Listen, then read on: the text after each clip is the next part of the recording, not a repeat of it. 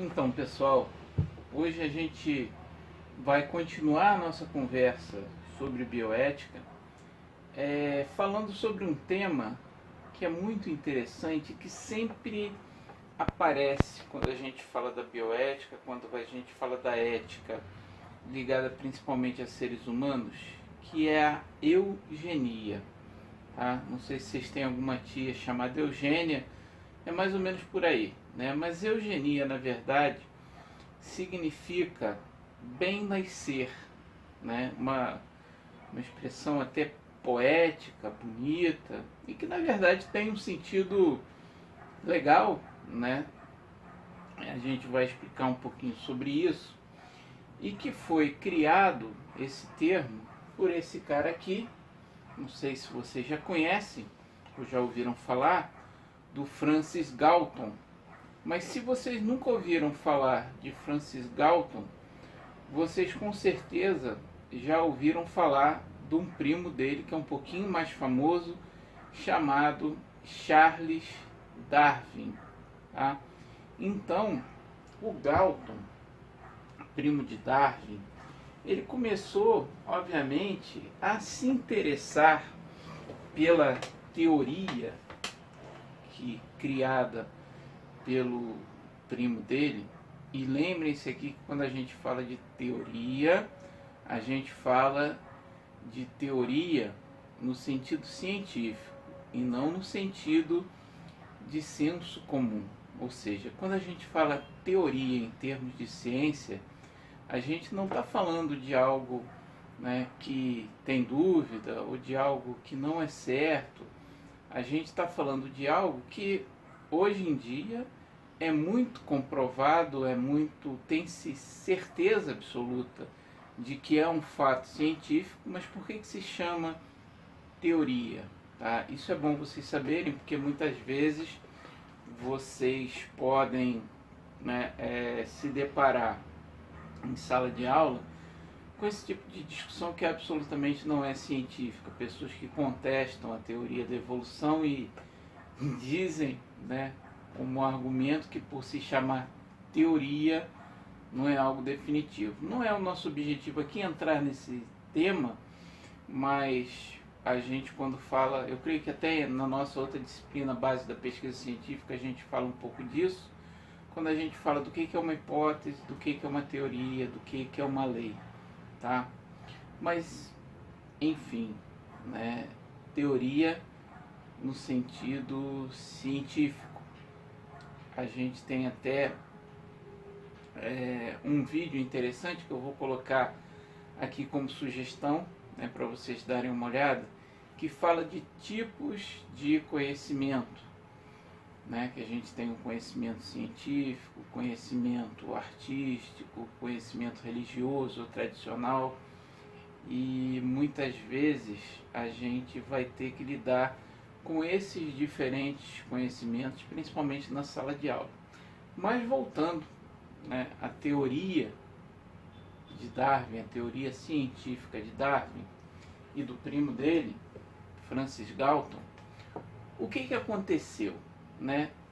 Na época de Darwin, Darwin começou a dizer, né, baseado nas suas observações, que a gente, na natureza, e isso na verdade na época de Darwin, não era nem desconhecido, principalmente entre as pessoas que criavam, por exemplo, animais. O que Darwin dizia? Que existiam certas características, né, nas populações de animais que poderiam ser selecionadas, tá, por pressões, digamos assim, por uma competição existente na natureza, e essas características que fossem selecionadas seriam transmitidas preferencialmente para as próximas gerações. Falando de forma muito resumida. Como é que se via isso, por exemplo, com criações de animais, e vemos isso até hoje, portanto digo para vocês, é algo inegável, né? Você vê quando eu era criança, por exemplo, né, não existia uma raça de cachorro chamada Pitbull. Já ouviram falar dessa raça de cachorro? Como é que ela surgiu? Tá? Ela surgiu através de cruzamentos e seleções entre espécies, raças, tipos, melhor dizendo, diferentes de cachorro, raças de cachorro com características diferentes, que foram selecionadas para gerar uma nova raça, tá? De cão que a gente chama hoje, conhece hoje como Pitbull. Então hoje você tem criadores de Pitbull, né? Criadores de cães normalmente se preocupam muito com esse tipo de seleção, vamos chamar assim, de seleção artificial. Você seleciona determinadas características dentro, né, de, por exemplo, de cachorros, de ovelha, de gado, do que seja, você seleciona aquelas características que sejam mais interessantes para você, a nível, eu quero um cão que seja um cão de guarda, eu quero um cão que não seja agressivo, que seja um cão de companhia, que não seja pequeno, né, como um pincher, ou que seja grande como um dinamarquês, um fila brasileiro. E essas características, né, eu seleciono a partir de cães que vieram antes, né? Vou selecionando a partir de cruzamentos, seleção daqueles que nascem, aqueles que têm as características que mais me interessam, né? Então, perceber que havia alguma coisa que era transmitida ao descendente, né? E que poderia haver forças, digamos assim, seja a ação do homem, ou, segundo Darwin observou, seja a ação da seleção natural, né, onde o mais apto tinha mais possibilidade de deixar suas características para os descendentes, chamou a atenção do Francis Galton. Até aí, beleza, né? Só que nosso amigo Galton, ele foi um pouco além do que o Darwin achou conveniente ir, né? Em que sentido? Deixa eu beber minha água. Darwin, que era uma pessoa, às vezes até ao contrário do que se pensa, muito religioso, ele evitou ao máximo entrar na questão de aplicar aquilo que ele via para os animais também para o homem, né? Por quê? Por várias questões filosóficas, digamos até teológicas, né, que havia na época. E até hoje, né, se passa uma ideia popular, digamos, que talvez a maior crítica a Darwin tenha sido que ele teria dito ou proposto que o homem descenderia do macaco. Várias charges da época, né, desenhos e comentários colocaram essa como sendo uma ideia de Darwin, mas essa nunca foi uma ideia de Darwin. Na verdade, o que se colocou é que o homem poderia ter, em épocas distantes, um ancestral comum com os macacos que nós temos hoje, né? Biologicamente. Hoje sabemos que somos todos primatas. Mas, enfim, Darwin não quis entrar por essa questão. Já Galton, quando leu a obra do seu primo, ele falou, ora bolas, se isso existe, né, se essa seleção natural existe, se essa transmissão de características pode ser herdadas pelos filhos dos seus pais, temos aí uma coisa muito interessante, né? Na época, havia duas teorias em voga, que eram a teoria dos caracteres adquiridos, onde você colocava que a ação do meio sobre o corpo, né, poderia gerar modificações que seriam transmitidas aos descendentes, e o que Galton abraçou, embora não houvesse ainda uma explicação para que isso acontecesse, é que certas características do pai, dos pais, melhor dizendo, do pai e da mãe, seriam transmitidas diretamente para os seus descendentes. Tá? Então não há uma influência do meio, as características que eu tenho são transmitidas diretamente para os meus descendentes. E eu digo que não há um conhecimento, não havia um conhecimento na época como isso ocorreria, porque a gente ainda não tinha, por exemplo, né, a redescoberta das ideias de Mendel. Um pouquinho mais tarde se começou a ter uma noção maior das ideias de Mendel, isso foi estudado, né, com maior rigor, e de certa forma isso também contribuiu para a derrocada das ideias de Galton sobre a transmissão dessas características aos seus descendentes. Porque Mendel, posteriormente, ele disse que esses caracteres não eram transmitidos de forma direta. Havia a questão da dominância, da recessividade. A gente tem até um artigo aqui, né, que eu vou colocar disponível para vocês, está público na internet, Francis Galton, Eugenia e Hereditariedade, que fala de forma mais aprofundada disso que eu estou citando aqui apenas superficialmente. Tá?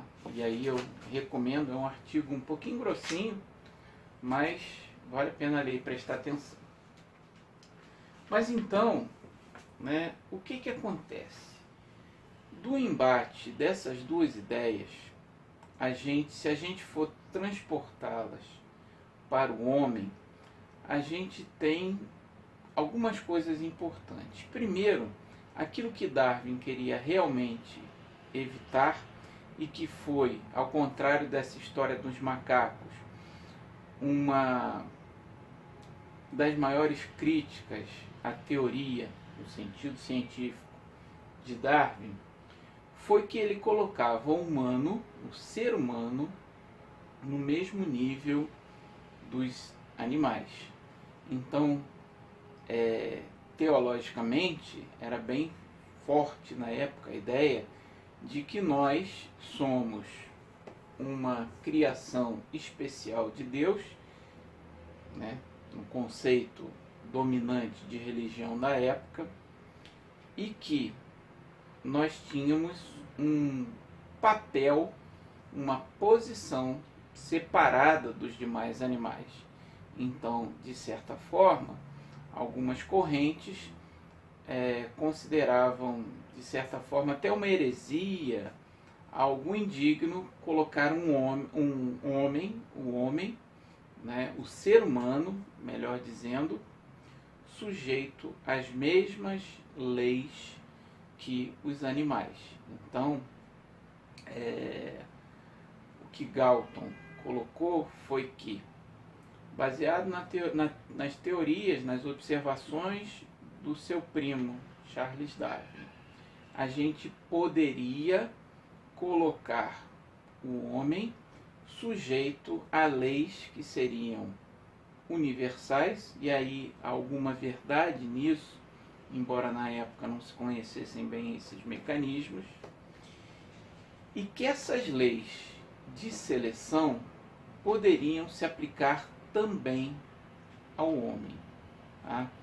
Então, o que faltava ainda a Galton era entender como esse mecanismo se dava, mas ele entendia que havia um mecanismo em que essas características eram transmitidas, digamos assim, de pai para filho, né? Então vejam o impacto disso quando a gente coloca o homem na mesma característica dos animais, na mesma posição que os animais com relação a isso. Então, da mesma forma que você seleciona cães, que você seleciona ovelhas, né, que você seleciona gado, você pode também selecionar características dos seres humanos. E Galton acreditava, né, que essas características seriam transmitidas de forma integral de pai para filho. E mais, que não só características como, por exemplo, cor do cabelo, cor dos olhos, mas características também como habilidades sociais, tá?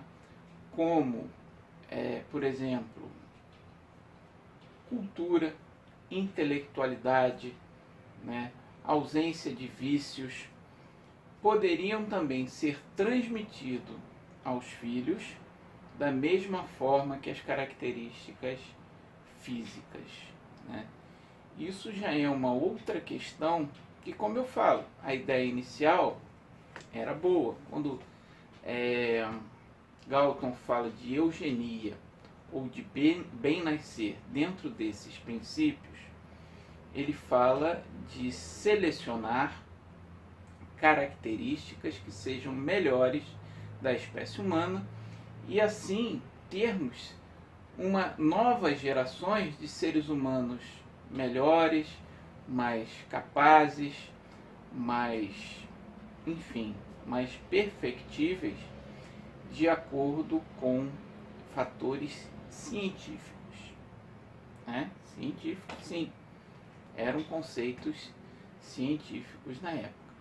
E o que Galton começa a fazer? Ele começa a estudar justamente essas características dos indivíduos, e propor, né, que se poderia selecionar indivíduos mais capazes, como eu já falei, considerando que essa questão da capacidade dos indivíduos ou das suas características, né, sociais, intelectuais e outras mais, não dependiam do meio social, da educação, né, das condições financeiras, do acesso a questões como cultura, educação, e sim eram inatas ao indivíduo e eram transmitidas à sua prole. Gente, parece que esse seria um tema antigo ou ultrapassado, mas muitas vezes hoje talvez se volta a ele, né? Porque quando a gente fala de problemas sociais, principalmente hoje em nossa sociedade, às vezes parece haver um embate de ideias, onde se fala que alguns indivíduos nascem voltados para o mal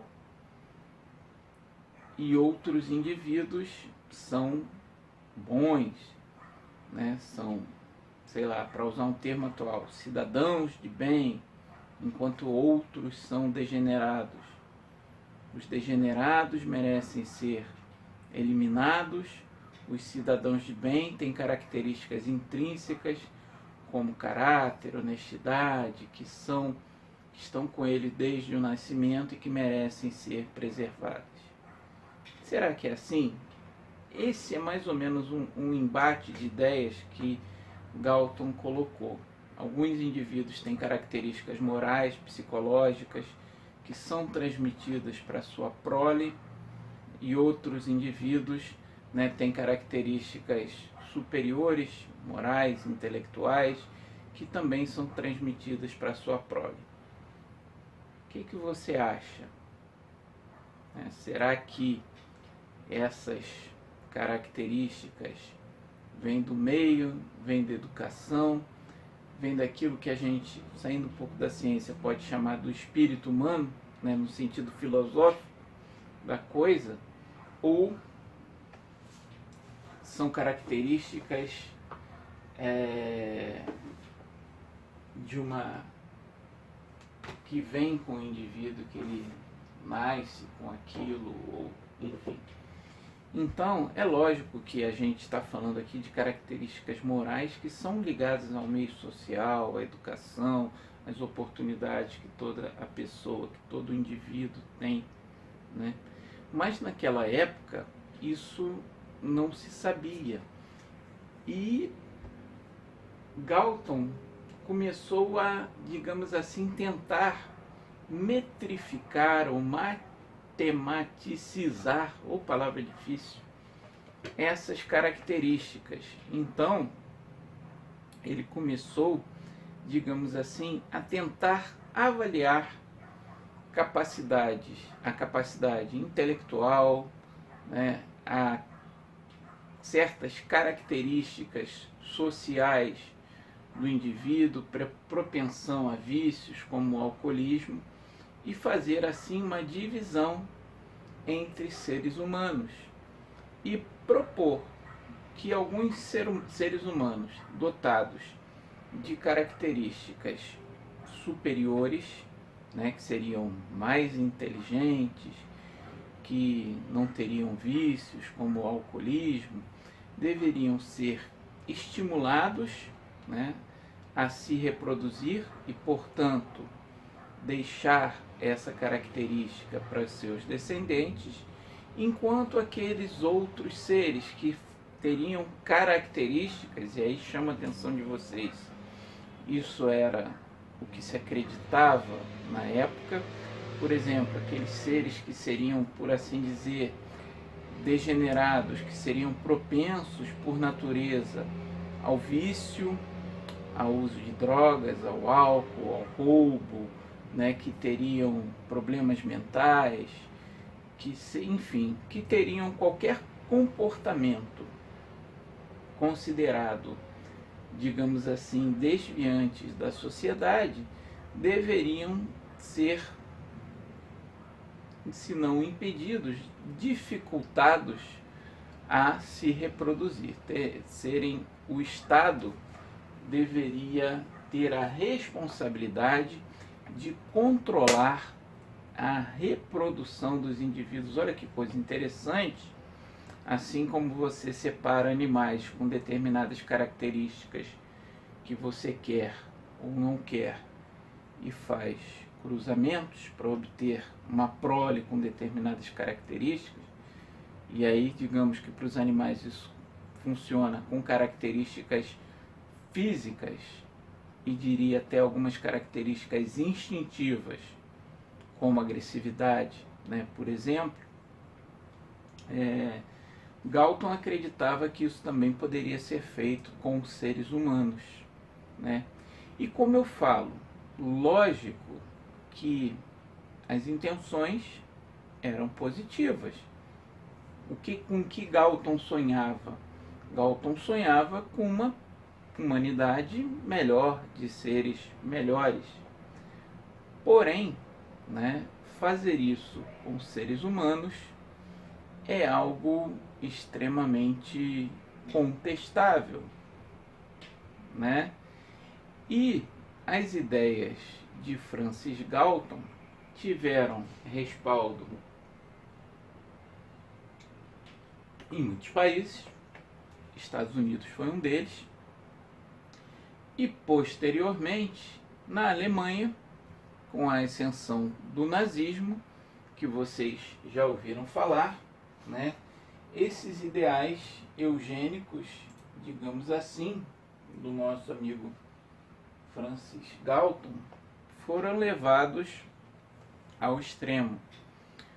Ao extremo porque o regime nazista, de certa forma,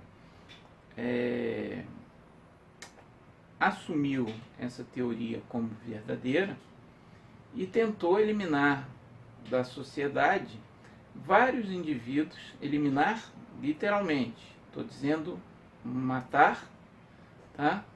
E, em alguns casos, esterilizar. Nós sempre ouvimos falar dos judeus, né, que todo mundo sabe que foram perseguidos pelos nazistas, mandados para os campos de concentração, exterminados em massa, mas não só os judeus sofreram esse tipo de perseguição, baseado no ideal eugênico nazista da raça ariana, né? Assim, que era o mesmo princípio de você ter uma raça de seres superiores, né? De seres humanos melhores, mas mesmo cidadãos alemães, que tinham, por exemplo, doenças mentais, eles foram levados para campos de concentração, melhor dizendo, alguns foram para clínicas que eram, de certa forma, campos de concentração, onde alguns foram mortos, outros foram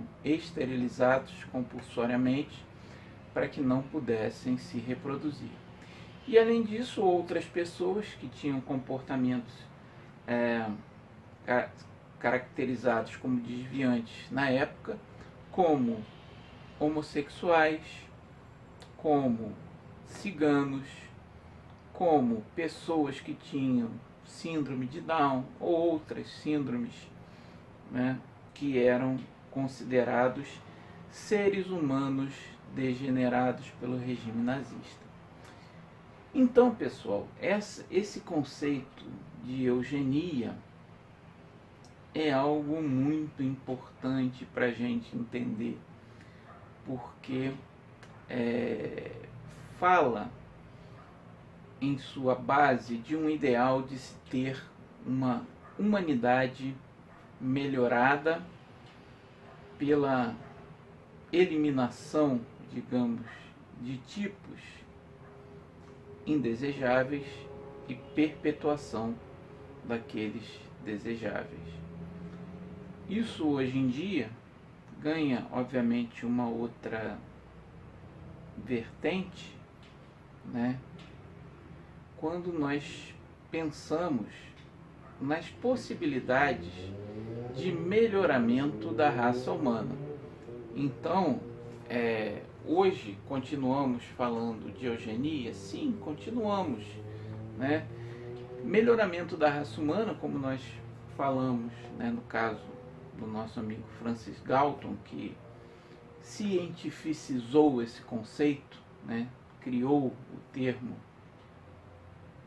eugenia e a sua aplicação, é algo que vem dos primórdios da humanidade. Para todo mundo que viu aquele filme Esparta, né, vocês viram lá que em Esparta já se praticava a eugenia. De que forma? Nascia uma criança defeituosa, né, os caras jogavam do penhasco. Por quê? Porque se tinha o ideal de que o cidadão espartano tinha que ser fisicamente perfeito, né? Então vocês lembram lá do filme, o traidor inclusive foi uma criança deficiente, né, que os pais resolveram não matar, não praticar a eugenia, saíram da cidade, né, e preservaram assim a vida do seu filho que tinha uma deficiência e que, portanto, né, segundo o conceito espartano, não era moral, não era correto manter um cidadão que não correspondesse, ao ideal eugênico da sociedade espartana. E hoje em dia, será que a gente ainda tem a eugenia positiva, a eugenia, né, como a gente teria nessas épocas?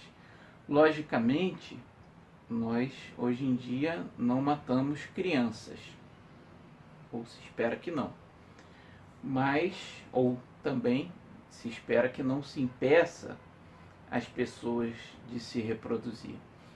E isso a gente entra em várias questões que são críticas, né, até quando a gente fala de questões muito atuais, como direito reprodutivo, permitir que pessoas que normalmente não se reproduziriam venham a ter filhos. Aí você vê, mas pô, qual o problema disso? Uma mulher lá, um casal, não tem filho, né? Pode fazer um bebê de proveta, beleza, qual o problema disso? O direito de reprodução de casais, por exemplo, homossexuais, não é visto com tanta naturalidade em outros países, embora a gente possa permitir com que essas pessoas se reproduzam através de técnicas modernas, né? Utilizando barriga de aluguel, utilizando doação de óvulo, doação de esperma, né? Então essas questões ainda são questões um tanto quanto pungentes. E podemos ir além. Quando hoje nós falamos, né, de ferramentas que a gente tem, por exemplo, da biologia molecular, de edição gênica, vocês já ouviram falar de uma técnica chamada CRISPR-Cas9? Então, essa é uma técnica de edição gênica que está tendo uma repercussão muito grande ultimamente. E o que essa técnica faz? Ela nos permite editar um gene, identificar no nosso genoma uma sequência específica de bases correspondente a um gene e cortar essa sequência fora. E mais do que isso, permite com que nós introduzimos uma sequência ou um gene determinado no mesmo lugar, no nosso genoma. Isso é interessante porque nós podemos, com esse tipo de procedimento, eliminar algumas doenças. Ora, se você tem um gene defeituoso que por algum motivo faz com que você produza uma proteína que vai te causar uma doença, você pode tirar esse gene e assim se melhorar. Isso também é considerado eugenia, tá? Recentemente, cientistas conseguiram tirar do DNA, da carga genética de algumas células, tá, um gene que é do vírus da AIDS. Porque vocês sabem como é que o vírus atua no organismo, o vírus da AIDS, por exemplo. Ele entra numa célula, incorpora o seu genoma, o genoma viral, no genoma da célula, tá? Então, aquele DNAzinho lá do vírus se incorpora ao DNA da célula e a célula, ao invés de fazer suas proteínas, ela vai começar a fazer proteínas do vírus, criar novos vírus, né?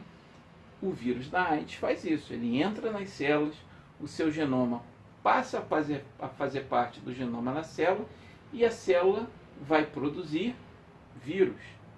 Com essa técnica você pode chegar para alguém que tinha um genoma viral no seu genoma original, cortar esse genoma fora e voltar, digamos assim, ao seu genoma original, não ter mais uma doença como a AIDS, né? Então, para esse tipo de eugenia, onde a gente elimina doenças, tá? A gente melhora, obviamente, o ser humano, né? Tirando uma doença que ele teria, poderia ser essa doença, poderia ser uma outra doença, até uma doença hereditária, né? Estão se trabalhando para se aprimorar essas técnicas. A isso nós damos o nome de eugenia negativa. É a cura, a retirada, a remoção de uma doença. Modernamente, nós também podemos ter o que a gente chama de eugenia positiva. O que seria uma eugenia positiva? Você melhorar, não retirar uma doença, mas melhorar uma característica do indivíduo, dando uma característica que aquele indivíduo não tem. Tá? Por exemplo, recentemente também colocaram genes de água-viva num camundongo. Ora, esse gene produz em bioluminescência. O que aconteceu? O camundonguinho passou a brilhar no escuro. Caraca, não sei que utilidade isso teve para o camundongo. Para os gatos deve ter sido ótimo, né? Porque ali passou um camundongo fluorescente, você vai e pega o camundonguinho. Mas enfim, esse é um exemplo. Mas se a gente pode fazer isso, a gente pode introduzir ou modificar um gene que me faça ter mais massa muscular. Eu posso ser mais forte, tá? Pode-se identificar, sei lá, uma proteína que facilite as conexões entre os neurônios e faça com que eu tenha mais memória. Isso é o que a gente chama de eugenia positiva. Na eugenia negativa, em geral, a gente não tem muitos problemas, né, de aceitar que você vai modificar o material genético de alguém para eliminar uma doença. Mas colocar uma característica, será que isso é sempre válido? Será que a gente vai continuar sendo humano se a gente tiver essa característica diferenciada? Ou seremos algo diferente de um ser humano?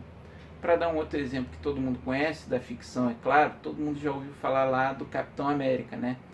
O que é o Capitão América? Quem é o Capitão América? É um cara fraquinho, raquítico, né? Segundo a narrativa lá do nosso admirável Stan Lee, que queria ser um soldado, mas era fraquinho, raquítico.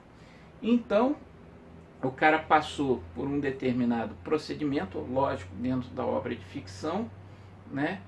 E se tornou super musculoso, né? Com um sistema imune super potente, que pode se recuperar de ferimentos, né? Que tem uma super agilidade, tem uma super coordenação motora, virou um super soldado, alguém que é mais do que um ser humano, né? E aí a gente começa a entrar nas questões bioéticas, né? O Capitão América, de certa forma, ainda escolheu isso, né? Ele quis ser um super soldado, ele quis ter uma força sobre-humana, ser alguém além de um ser humano. Mas será que isso seria correto? E se a gente resolve fazer isso com um bebê? A gente pega lá um embrião e o modifica para que ele tenha características que ele não teria normalmente, que ele tenha mais força, que ele tenha características intelectuais avançadas. Tem um filme muito bom que trata bastante disso, cujo o título em português, o título é o mesmo em inglês e em português, é Gattaca. Eu vou depois colocar um nome direitinho para vocês, e com um subtítulo em português que seria Experiência Genética. Não tem nada a ver com o filme não, mas que fala exatamente disso, né? Da gente ter características que seriam selecionadas pelos nossos pais. Então conta um caso lá de um cara que era pianista que tinha polidactilia. Polidactilia é uma mutação, pode ocorrer aleatoriamente, mas nesse caso o cara foi engeneirado, foi programado para que ele tivesse, ao invés de 5, 6 dedos em cada mão. E assim ele pode tocar peças de piano que nenhum outro pianista com 10 dedos ao invés de 12 poderia. Ou seja, ele foi programado para isso. Mas ele não escolheu esse projeto de vida. Será que isso é válido? Será que essa eugenia positiva é algo, né, bom? Só para confundir vocês, eugenia positiva também seria positivo ou não? Então, são alguns casos, né, em que a bioética esbarra com a tecnologia. Hoje em dia, como a gente vem falando para vocês ao longo do curso, a gente percebe que cada vez mais a técnica, o desenvolvimento técnico, envolve questões bioéticas e muda a nossa percepção das coisas, a percepção da sociedade sobre as coisas, e muda de repente, pode vir a mudar até aquilo que nós somos ou aquilo que a sociedade vai ser. Então nós vamos agora discutir alguns casos, né, alguns exemplos de bioética, né, alguns envolvem essa questão eugênica, ou seja, da melhoria da raça humana, né, gerar humanos melhores. Lembrem que o princípio eugênico é esse, gerar humanos melhores, que é, a princípio, uma coisa interessante. Mas a questão é como isso é feito, o que pode ser feito para se, o que não pode, o que não deve, para que se obtenha esse ideal eugênico. Nós vamos falar, né, ao longo do curso agora em alguns exemplos, né, tanto de seres humanos quanto de animais, e que são interessantes para você colocar em ação aquilo tudo que você aprendeu até agora, né? Os princípios da bioética, as ferramentas da bioética, os conceitos de eugenia positiva, eugenia negativa e, digamos assim, aquilo que é a nossa questão fundamental. O que é certo, o que é errado, o que deve, o que não deve ser feito e como chegar a essas conclusões, né? A gente está tentando aqui abrir um pouquinho a cabeça de vocês, levar talvez muito mais dúvidas do que respostas, mas esse é o nosso objetivo. E se você tiver dúvidas, tiver questões, use o nosso atendimento, use os nossos fóruns, use a nossa videoconferência. Eu vou ver se programa algumas em que eu esteja presente também para discutir com vocês e debater alguns temas que podem ser interessantes. O principal é isso, é debater, né, e chegar não a conclusões definitivas, mas pelo menos a percepção de que nós podemos e devemos usar o diálogo, o bom senso e os princípios de que nós falamos para chegar a boas conclusões.